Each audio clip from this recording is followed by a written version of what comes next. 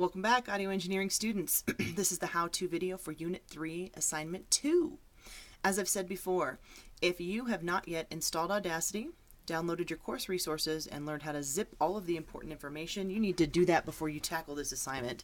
You also really want to do the assignment in Unit 2, which is the first practical assignment. Otherwise, you're going to feel lost. Now, if you've already done that, then jump right in here. But if you haven't, go back through those how-to videos. The first 5 videos take you through the really important parts of this unit, getting to know Audacity, getting to know the course resources, things like that. As I've said before, in every unit, there are 2 assignments. The first assignment is a written assignment. I'm not going to do videos on those because you can find that information yourself pretty quickly. All of the information, and there's only about 8 questions, is in the course. It's also very Googleable. To coin a Miss Mac word here, you can Google pretty much every question in there. But I am going to do how-to videos for every practical assignment, meaning an assignment where you actually have to get in and engineer some sound. So let's jump right in here. I think that Unit 3 has some of the more fun assignments for this course. It's got, you're adding echo and reverb, and I think those are really cool tools to play with. Not only that, but it is one of the more simple assignments, so that helps as well. All right, jump on over here then to Audacity and go ahead and open it up. You're going to need your course resources for this, so the first thing I want you to do is File, Import Audio. You're going to import the same file a couple of times for this particular assignment. Go to your audio engineering file and go to Course Resources, Section 2, because Section 2 corresponds to Unit 3, and then click Echo Reverb Source. That's the one you want to open. Just hit OK. And here's your audio. Let's listen for just a second. Adios, señorita. Adios. Goodbye. Hasta luego. Now you can listen to the whole thing on your own, but it kind of goes on like that. It's an interesting little track. And we are going to do this in 3 parts. There's 3 short pieces that go into this, and none of them take very long. So the first thing I want you to do here is you're going to add some silence to this tone. Sometimes we need silence in order to add a place either at the beginning or end of the track where we might have to do some cutting, or we might have somebody coming in or out. So you're going to add silence to the end of this track. So right now I want you to go to Edit. And we're looking for our Move Cursor function, which if you're in the old version, you would have under Edit, Move Cursor. However, in this in the newer version, it's going to be a little bit different, okay? So right now, I want you to go ahead and, there's 2 ways you can do this, and quite honestly, I'm just going to have you do the simpler way here if you're in the newer version with me. You can go cursor to stored cursor position, and in yours, you might have already stored the end. I have not yet stored mine to the end, so what I'm going to do here instead is I'm going to go ahead and go straight to the end of this piece, and that's where I want my cursor, okay? I want to make sure I'm on my select file, and I'm going to click right here at the end.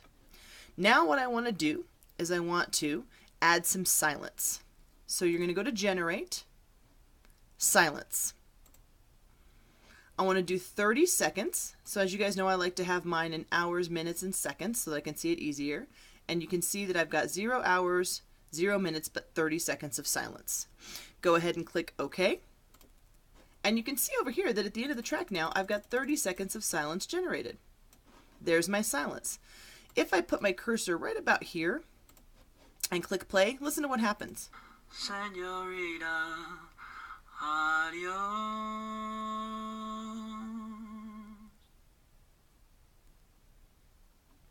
It keeps playing, but it plays through silence now. Now the next thing I want to do is I want to go ahead and add an echo to this track. So we're going to hit Control A on our keyboard, which selects the full track for us, and I'm going to go all the way back to the beginning. Hit Control A again.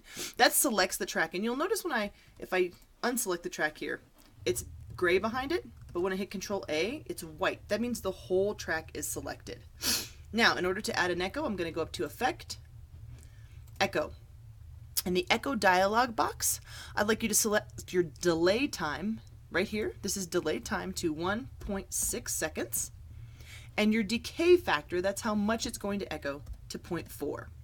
So this says that we're going to do a delay of the sound by 1.6 seconds, and then we're going to decay it out, which means we're going to let it gradually fade out by 0.4. And then you're going to go ahead and click OK. Now we back it up to the beginning and let's hear a little bit of this. Adios, adios, señorita, señorita. Adios, adios, adios. Goodbye, goodbye. So you notice that decay factor of 0.4, that has it kind of repeat 4 times, each time getting a little bit smaller. It's a pretty cool little track, and this is the first part of the project. So what do I want you to do? File, save project as. Instead of calling this echo reverb source, you're going to call this file just echo. But first, let's go back, and where you want to save this wherever you're saving your class stuff. I'm going to create a new folder in my folder that I call examples, and this is going to be unit 3. For me, this helps me to know where everything in unit 3 is. And my computer always gets a little delay when I do this. So I'm going to back up here, examples, and I'm going to go to unit 3, and I'm going to call this one echo. Now I want you to watch what I'm going to do here real closely. I'm going to go over here to my course files, and I'm going to zip this right now so that I don't forget what I'm doing. Audio Engineering Examples Unit 3. I'm going to create a new file. Actually, I don't even need to do that. Since I only have these two in here, I can select them both. The way you do that is click the first one, hold the Shift key, and click the second. Right click, send to compressed folder. Now, when I'm ready to upload this, because I'm going to have to save this one, I've got everything already saved right here as the zipped folder of echo data. If I open this zipped folder, you'll notice I've got the data file and the Audacity file, which, having been through this with me, you know you have to have both. Now I'm going to do this assignment in 3 parts, but each part's only going to be a couple of seconds long, so a couple of minutes, sorry. So I'm going to stop this one now because we did the echo. Next we're going to do reverb, and then in the third part we'll do echo reverb. But I want you to have these short little videos. So once you've done that, go ahead and close out of your folder. Go ahead and close this file in Audacity. You've saved it and you don't need it anymore, and I'll see you for part 2.